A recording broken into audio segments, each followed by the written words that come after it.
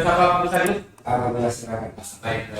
Baik, assalamualaikum warahmatullahi wabarakatuh.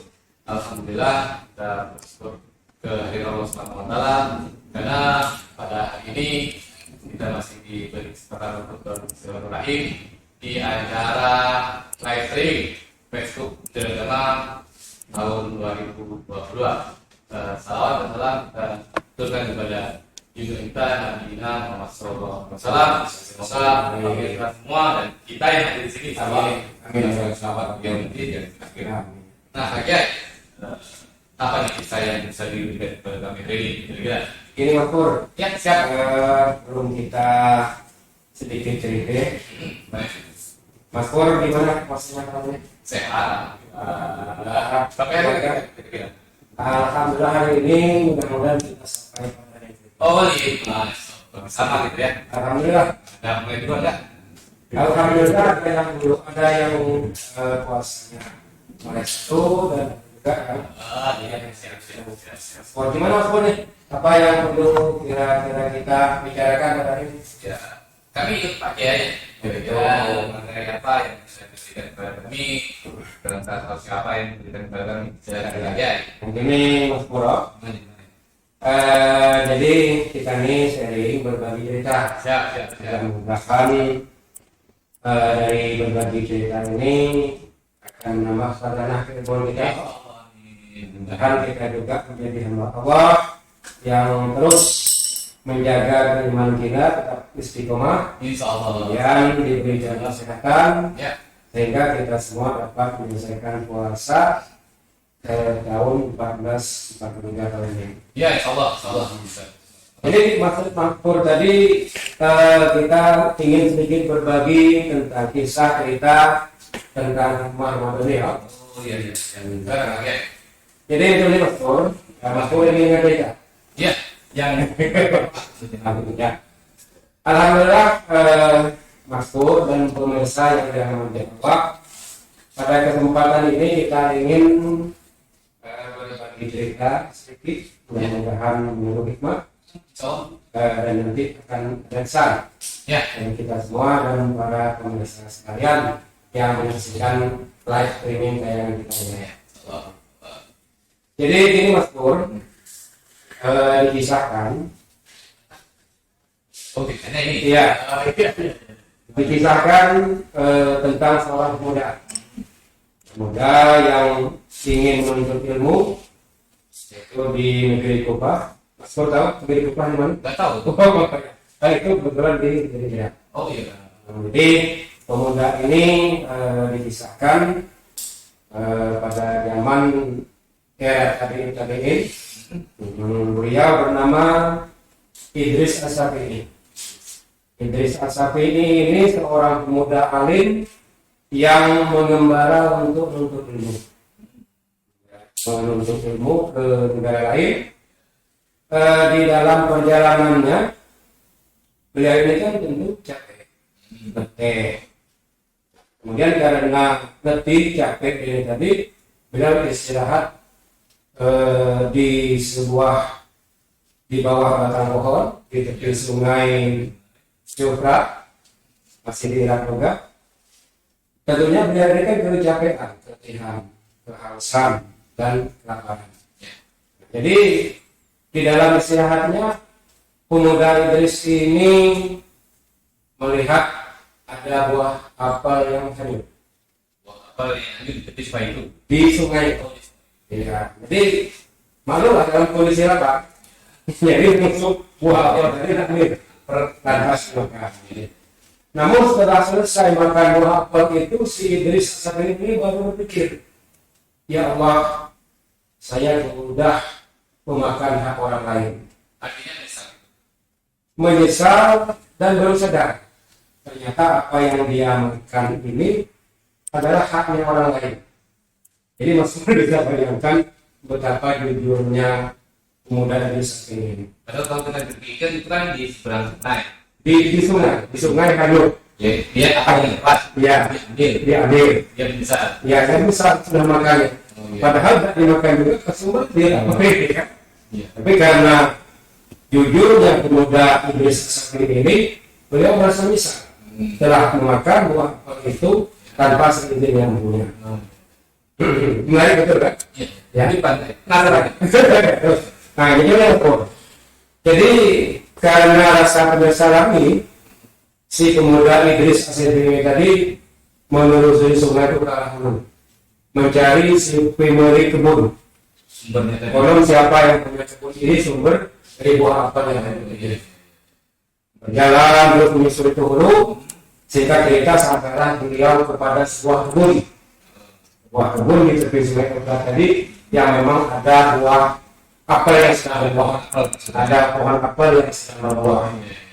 Dalam benaknya Idris Asy-Syibini ini berpikir, wah inilah rupanya yang punya kebun apel ini. Kira-kira dari situ apelnya itu jatuh maksudnya ya. Ya, ini kira-kira dari pohon inilah apel yang hanyut lantas saya makan tadi. Nah terus dia menelusuri sungai ke hulu, bertemu dengan kebun yang ada pohon apel di pinggir sungai, maka dia berkesimpulan bahwa inilah kebun yang ada apelnya yang ada apelnya. Ya. Jadi ini Mas Pur, beliau langsung menemui pemilik kebun. Assalamualaikum. Terus buka pintu lagi, assalamualaikum. Tiba-tiba ada seorang tua di dalam rumah menyahut, waalaikumsalam warahmatullahi wabarakatuh.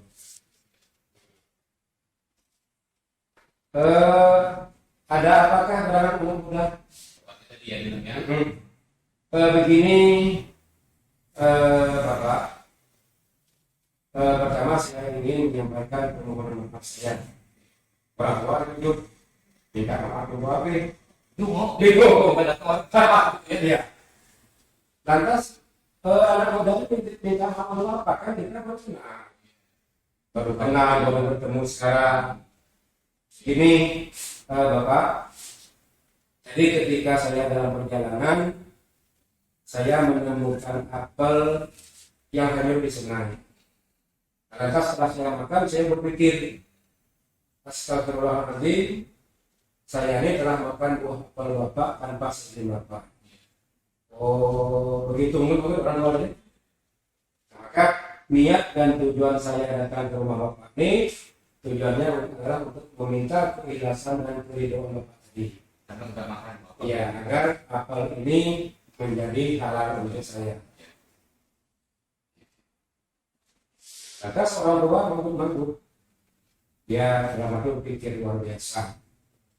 Di zaman sekarang ada pemuda yang begini jujur dan begitu berhak yang begitu mulia. Boleh, kata seorang tua.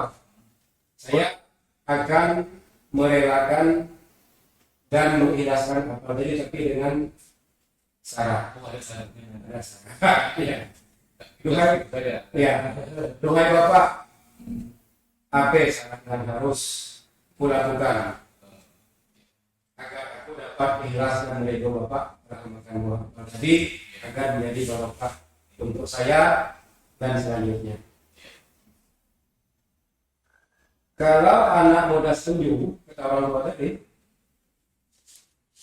saya ingin mempekerjakan anak muda bekerja di kebun saya ini selama 3 tahun tanpa gaji. 3 tahun tanpa gaji? Iya. Bagaimana anak muda? Setuju tidak? Itu anak muda ini. Hanya sebuah apel saya harus menebus untuk kerja 3 tahun tanpa gaji. Itu berat ya? Sangat berat. Sangat berat. Tanpa gaji, Mas. Jadi anak muda ini merenung,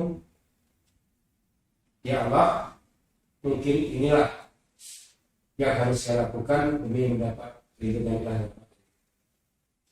Saya sanggup, orang tua. Jadi mulai hari ini sampai 3 tahun yang akan datang, anak muda setuju untuk mengerjakan kebun saya ini tanpa upah. Insya Allah saya setuju. Doa. Nah, jadi berjalan hari berganti minggu, minggu berganti bulan, akhirnya berganti tahun, sampailah pada tahun ketiga. Ya, si pemuda Idris Asy-Syibini tadi mendatangi orang tua tadi, wahai Bapak, Sekarang sudah sampai tahun ketiga saya bekerja di kebun bapak. Udah 3 tahun ya ceritanya ya? Iya, udah 3 tahun. Jadi sekali lagi saya mohon untuk dilaksanakan bapak atas rezeki apalagi yang sudah saya makan 3 tahun yang lalu. Oh, tidak begitu, tidak bisa begitu anak muda. Masih ada salah satu lagi. Bayangkan mas, sudah satu apal sudah 3 tahun pegawai tanpa digaji. Tadi pertamanya syarat nggak ada cukup 1, 2, 3 nih. Sekarang sudah syarat lagi. Duhai Bapak, apalagi syarat yang harus saya kerjakan demi saya mendapat itu. Kalau anak muda setuju, anak muda ini harus menikahi anakku. Suruh nikahi sama anaknya. Tapi ada tapinya mas Bu. Tapi anak saya ini pertama bisu. Bagaimana anak muda? Setuju? Berpikir lagi. Tapi karena demi mendapat ridho, dia menjawab, saya setuju. Itu dia teman tadi ya. Setuju, habis. Tapi ada lagi pulangnya anak muda. Sudah bisu, anak ini saya ini tuli. Soalnya bisu tuli juga. Iya. Bisu tuli. Jadi, kalau bingung, ya Allah, apakah ini gerangan takdir saya atau menurut saya? Tapi demi sekali demi mendapat ridho, demi halal itu jadi anak muda ini tetap mengikuti saya setuju orang tua. Masih ada lagi kekurangannya. 2 lagi ada lagi. Sudah 2 masih ada 3. ya. Bisu tuli apa lagi? Dan buta. Bisu tuli buta. Ya, Lengkap itu. lengkap. Subhanallah. Anak mudanya mau? Tambah sedih dan tapi karena anak muda ini adalah seorang yang taat kepada Allah dan anak yang terpuji akhlaknya, akhlakul karimah, maka sekali lagi anak ini menyutuinya. Insya Allah saya setuju orang tua. Berat ya. Sekarang syarat terakhir Mas Pur. Sudah buta, tuli, bisu, masih ada syarat yang lain lagi harus diterima oleh pemuda. Iya. Apa lagi katanya? Anak saya ini lumpuh. Oh, Lengkap. buta, tuli, lumpuh. Iya. Pak Bisu, buta, tuli, dan lumpuh. Jadi bisa apa? Kalau kita mungkin Mas Pur dari awal sudah menolak. Tapi akhlak muda tadi. Balas muda ini luar biasa. Buta, tuli, bisu, dan lumpuh. Oke, kita lanjut ya. Silakan. Bagaimana anak muda? Tetap setuju atau menolak? Anak muda merenung kepada Allah. Inilah jalan dan takdirmu, sehingga apabila baik ini untuk saya, maka tunjukkan kepada saya, dan apabila tidak baik kepada saya, tunjukkan juga kepada saya. Dan anak muda itu seketika mendapat keyakinan bahwa dia komitmen dari awal, perjanjian dari awal dia setuju untuk menikahi putri orang tua tadi, maka tanpa pikir panjang juga saya setuju orang tua. Alhamdulillah dengan ikhlas saya setuju. Luar biasa. Kalau saya nggak mau. Mungkin sama Mas Boya. Baik, anak muda, kalau memang sudah demikian ikhtiar Anda kata orang tua tadi, maka saya akan menikahkan anak saya ini dengan saudara. Maka singkat cerita, karena orang zaman dulu nikahnya Mas Pur dan berhadapan. Oh iya. Mempelai laki-laki di luar, Perempuannya dari depan ya. dalam kamar. Oh iya. Maka terjadilah akad nikah. Singkat cerita, pemuda Idris Asafi ini menikahi putri daripada orang tua yang mempunyai kebun apel tadi. Maka resmilah Idris Asafi ini menjadi menantu orang tua yang mempunyai kebun apel yang sudah dimakan yang beberapa tahunnya silam. Mau lanjut ya? Ini Oke, kalau penasaran. penasaran. Pemirsa juga belum penasaran. Nah, jadi kelanjutannya Mas Pur, setelah beliau menikah secara resmi dan halal, maka orang tua tadi, wahai Ananda, silahkan Ananda menemui putri saya. Ya, silahkan Ananda menemui istri Ananda di dalam kamar. Kita cerita, Assalamualaikum. Waalaikumsalam warahmatullahi wabarakatuh. Suara yang begitu merdu dan menyenangkan. Terkejut. Tadi katanya bisu. Iya. Kok enggak bisa ngomong? Iya. Bingung. Terus masuk kamar. Saya dengar berdiri tadi ya. Iya. Kan ada komunikasi. Yang Artinya bisa, artinya tidak bisu dan tidak tuli. Iya. Lantas masuk ke kamar, dilihatnya ternyata istrinya ini adalah seorang gadis cantik luar biasa. Maka dia kembali keluar, wahai ayahanda, kan tadi ayahanda ngomongnya istri saya ini lumpuh, bisu, tuli dan buta. Seminar. Nah, ini saya jelaskan. Betul, putri saya ini adalah seorang lumpuh, bisu, tuli dan buta. Dia tuli daripada mendengar hal-hal yang bersifat mudarat dan maksiat. Maksudnya Luar biasa hikmah yang terkandung. Mungkin kita nggak pernah berpikir. Kita berdua menolak mungkin menikahi ini wanita seperti itu. dalam artian di situ nggak ada arti fisik ya. Iya. Jadi dia bisa dengar. Iya. Cuma tadi Dalam kiasan. mengkiasa. Iya. Nah terus anak putri saya ini buta daripada melihat hal-hal yang tidak bermanfaat, yang maksiat dan yang menyerumuskan kepada perbuatan dosa. Nah, betul ya. Judi dan buta. Bisa dengar artinya Ya. bisa bicara ya. Ya. Kemudian saya lanjutkan ke orang tua. Putri saya bisu. Artinya putri saya bisu daripada membicarakan hal-hal yang bersifat mudarat, ghibah, Iya. maksiat dan lain-lain sebagainya. Iya. Dan beliau ini lumpuh, putri saya lumpuh, bahwa putri saya tidak pernah melangkahkan kaki dan menggerakkan tangannya untuk hal-hal yang dilarang oleh agama kita. Ternyata bisa berjalan ya. Komplit, Oh, bisa berjalan, kaki tangannya normal. saya mau boleh Pak. Ya, Saya putar lampas, dapat jadi, Dapat dapat jadi. Penyesalan pasti di kemudian di ujung. Oh. Jadi ketika kita tidak komit, apa boleh buat terima apa ya? Ya.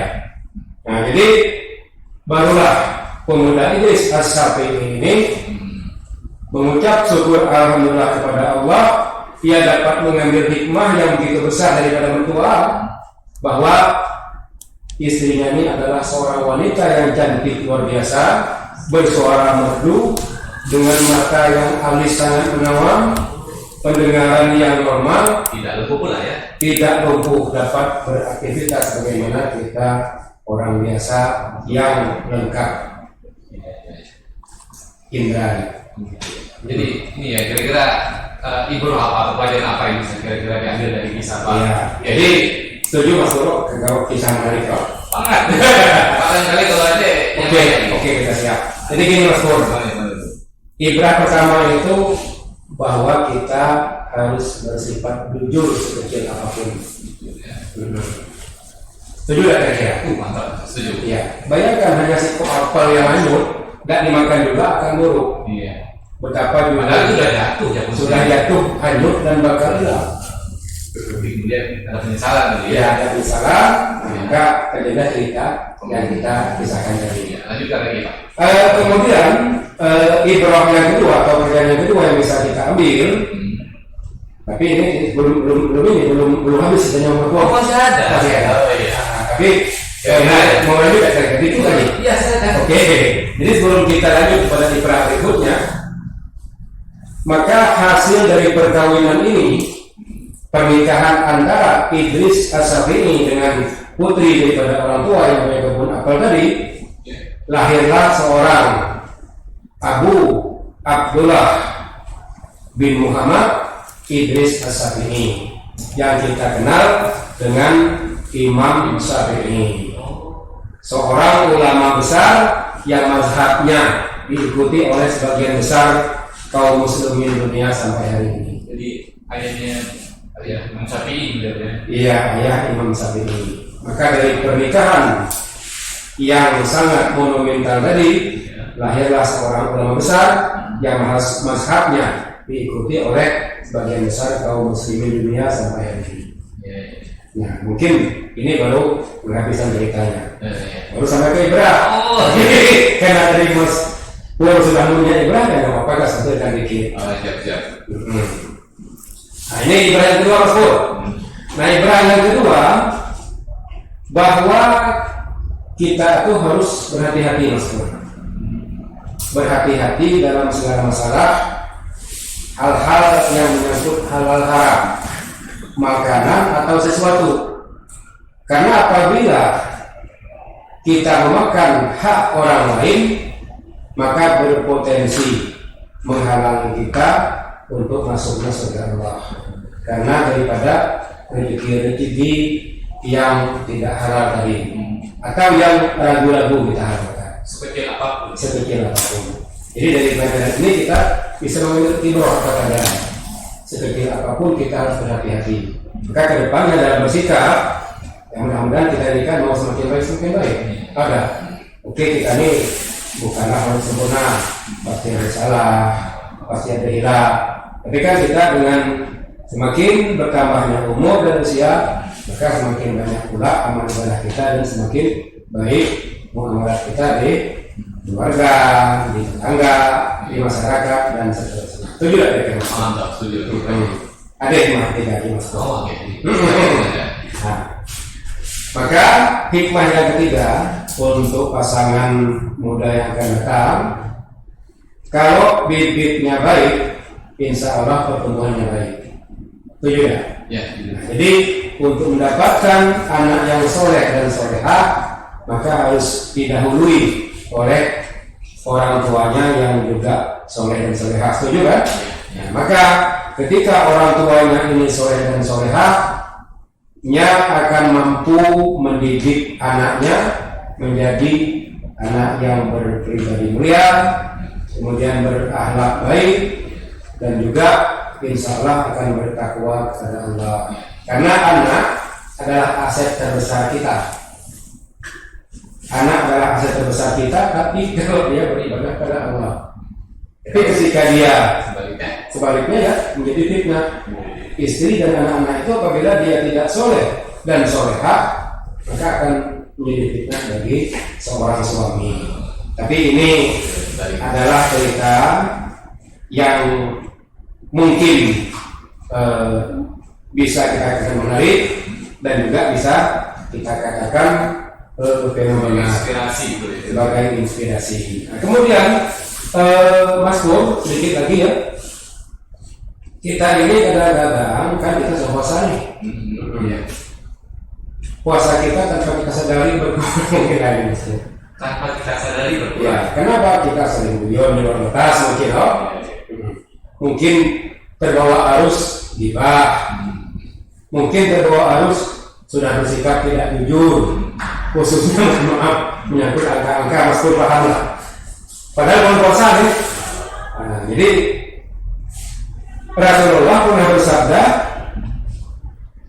"Kam min sha'imin laisa lahu min siyamihi ilal ju." Nah, hadis ini diriwayatkan oleh Imam Ahmad yang artinya banyak orang-orang itu berpuasa, tapi dia tidak mendapatkan VP, kecuali lapar dan haus. Nah, rugi tak? Rugi lah. Karena itulah, jadi hadis Rasulullah ini mari kita terapkan dalam hidup kita sehari-hari, jangan sampai puasa kita sia-sia. Kalau salah situ itu manusiawi. Saya Mas Pur. Masih ada toleransi. Ya, toleransinya dalam wajar-wajar saja. Tapi kalau kita sudah bakar, nah kita hanya tidak makan dan tidak minum saja.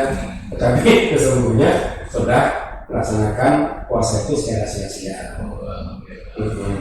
Nah mungkin itu Mas Pur yang bisa kita ceritakan pada hari ini. Kalau ada tambahan silakan. Kemudian bisa juga Mas Pur menyimpulkan kira-kira yang terbaik bagaimana untuk langkah kita untuk kehidupan kita pada masa yang akan datang. Sebelum itu boleh ini Pak, Ya. ada sedikit pertanyaan. Ya, Boleh ya, silakan. Kalau bisa saya jawab, kalau tidak bukan Mas Pur. Tapi yang siapa ya? Oh. Jadi memang dia ini seperti Pak ke saya. Ya, Saya mau tanya Mas Kiai, apakah membayar fidyah? Ya. Fidyah kayaknya. ya, Orang tua yang sudah tua renta Ya. harus dibayarkan setiap hari Ya. selama bulan Ramadan. ya, Dan kapan waktunya? ya. Betul Mas Pur. Jadi setiap hari. Jadi begini, kita ini kan puasa. Kemarin juga dalam kajian Ramadan di masjid dekat kita ada kajian bahwa wanita kita yang bolong puasa, Ya. apakah dia hamil, menyusui, atau sedang melahirkan.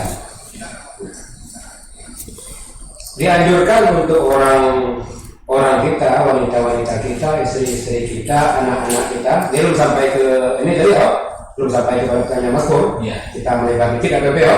Ya, boleh.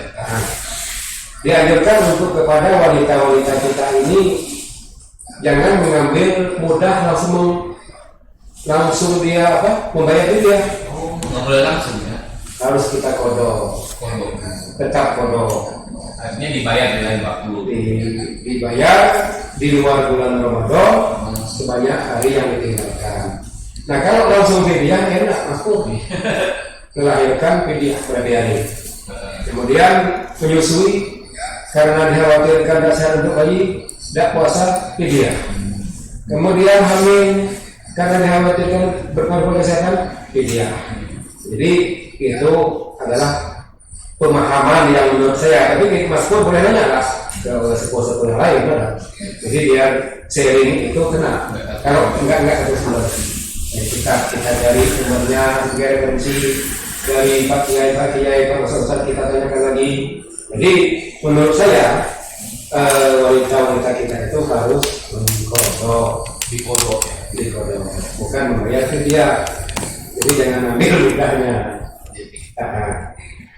Kemudian berkenan dengan pertanyaan Mas Pur tadi tentang fidyah. Dari Indonesia. Iya. Terima kasih.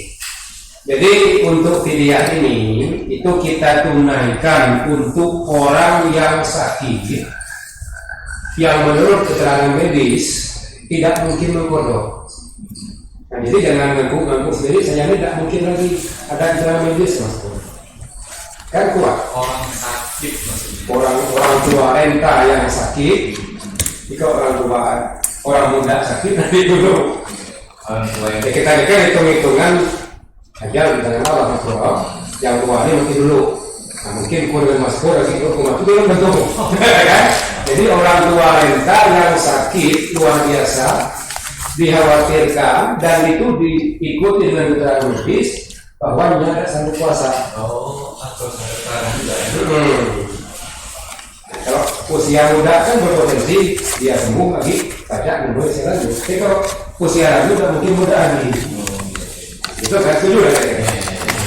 Jadi orang tua yang kategori inilah yang boleh membayar fidyah atau tidak mengkodok puasa itu.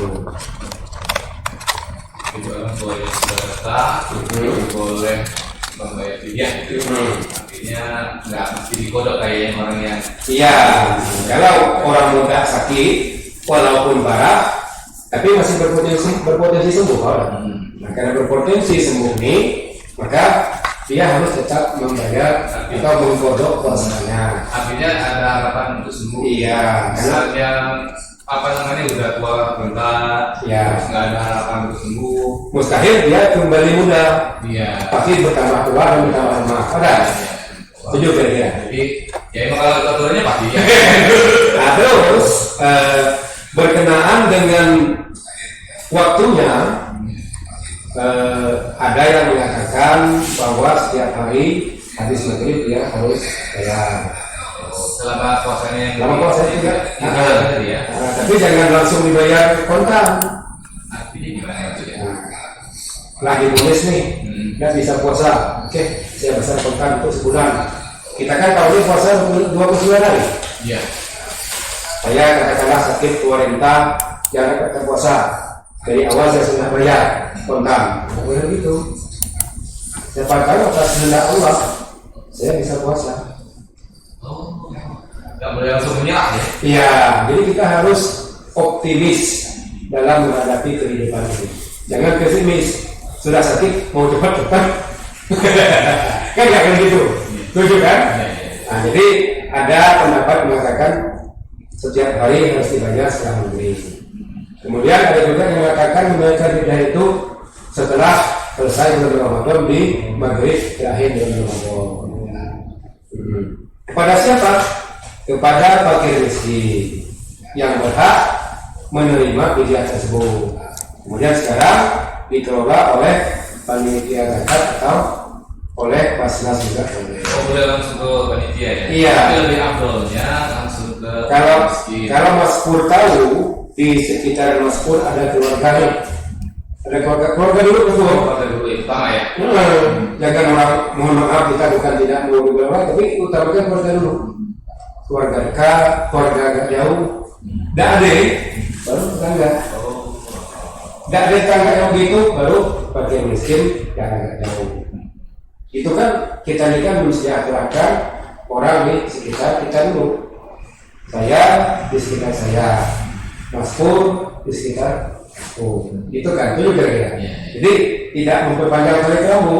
Jadi Mas Pur tidaklah begitu penting-penting amat untuk membayarkan atau sedekah ke tempat saya. Ada saya dan ada yang lain. Kan jadilah mengcover. Artinya yang kita ketahui ya, sekitar kita ya gitu ya. Dari lingkungan keluarga dekat, keluarga agak jauh, tidak ada tetangga. Nah, tetangga dekat, tetangga jauh baru ke fakir miskin yang lainnya. Jadi itu waktu menunaikannya boleh setiap hari, Boleh di akhir Ramadan ya. boleh dari Ramadan setelah Di luar Ramadan boleh. boleh ya. Iya. Pas Ramadan itu. Zakat itu kita tunaikan paling lambat. Iya. Biasa ya. Kita biasakan, kita kembangkan untuk menambah khazanah kita. Zakat itu kita tunaikan paling lambat sebelum takbir sholat Id. Nah, itu kalau setelah itu bukan zakat lagi, lah sedekah, lah infak dan seterusnya. Fidyah kan masih dalam kaitan dengan bulan Ramadan karena tidak sanggup berpuasa. Jadi tidaklah tepat melaksanakan atau memberikan fidyah itu di luar bulan Ramadan. Ini logika saja, Mas Pur. Sudah Ramadan ya. Terus jadi mungkin saya tambah penjelasannya. Besarannya fidyah itu tergantung. Oh iya. Nah, kalau kita kan biasanya ada kesepakatan setelah rapat, setelah rapat oleh umat Islam Ditentukan ya. ditentukan berapa. Nanti ini secara rapat ini ada dari Majelis Ulama, unsur ormas agama, pemerintah kota, Disperindak, Kemenag, KUA, dan jajaran kita kemudian menerima. Nah, jadi artinya besarannya berapa? Nah itu tergantung hasil rapat. Nah insya Allah beberapa hari lagi akan kita laksanakan. Nah, gitu. Jadi besarannya belum bisa kita pastikan. Kalau tahun lalu bisa, tahun lalu 25.000 per hari.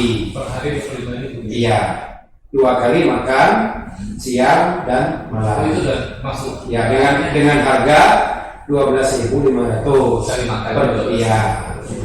Kalau sekarang berpotensi naik karena kita tahu bahwa harga-harga ekonomi sekarang naik, Mas Bro. Minyak gorengnya nggak jadi ya. Minyak goreng nggak ada. Jangankan minyak goreng, mau beli sayur juga, mau masuk ke pasar. luar biasa. Tapi kita ada ibu-ibu ini mungkin kurang tahu. Ya. Yang tahu. Nah, ada yang perlu Sebenarnya masih ada pakai, cuman karena di waktu ini terbatas, nanti belum kali ya. Oh, insya Allah. Jadi kita sehat, ya, amin. Bisa bertemu lagi, bisa berkomunikasi lagi, dan bisa saling sharing. Ya. Nah, dari saya juga, sekiranya memang itu salah, itu salahnya dari saya. Nah, atau kira-kira kurang tepat, itu adalah kelemahan saya. Jadi untuk itu kepada Allah saya mohon ampun, kepada pemirsa kiranya dimaafkan atas kesalahan kita. Oke. Jadi tadi kalau bisa live streaming Facebook Negara Agama acara kita hari ini, tadi sebenarnya kita lupa kenalan. Ya, beliau ini adalah Ustaz. Tidak apa-apa. Nah, jadi silakan kalau memang saya ada waktunya, boleh kira-kira. Ya. Jadi ini jangan lupa kita untuk live di live ya di Facebook Negara Agama. Mudah-mudahan pertemuan kita hari ini mendapatkan manfaat ya. Amin. Kita ada doa lagi, doa saya. Oke. Kira-kira kita butuh doa sedikit aja lah ya. A'udzubillahiminasyaitonirrajim. Bismillahirrahmanirrahim. Alhamdulillahirabbil alamin wassalatu wassalamu ala asyrofil anbiya'i wal mursalin sayyidina Muhammadin wa alihi wasallam.